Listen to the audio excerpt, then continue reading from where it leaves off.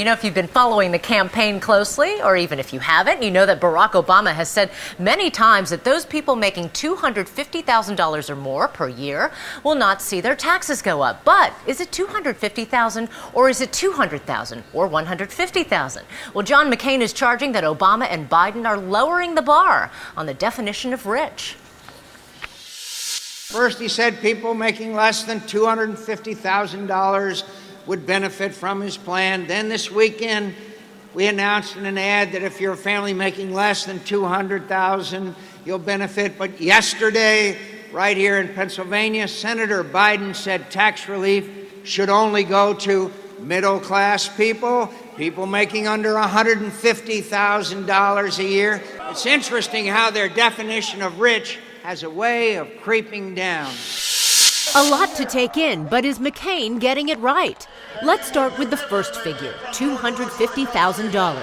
Obama has said throughout his campaign that families making less than $250,000 a year will not see a tax increase. If you make under $250,000, you will not see your taxes increase by one single dime. Obama has also been consistent in promising those making less than $200,000 a tax break. If you have a job, pay taxes, and make less than $200,000 a year, you'll get a tax cut. As for the $150,000 figure, here's what Biden said Monday in an interview in Pennsylvania. The $87 billion tax break doesn't need to go to people making an average of $1.4 million. It should go like it used to. It should go to middle-class people, people making under $150,000 a year.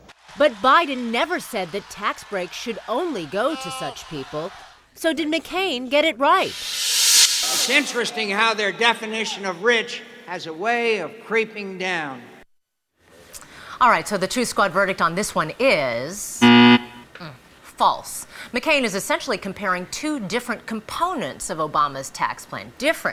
Families making less than $250,000 a year will not see a tax increase. And listen carefully, those making less than $200,000 a year will see a tax cut. See the difference? As for the $150,000 figure, well, Biden appeared to be making more of a general statement, Kieran, not he stating does that sometimes, yes, specific policy. But, you know, I mean, as my mother says, it's a case of mixing apples and oranges, you know.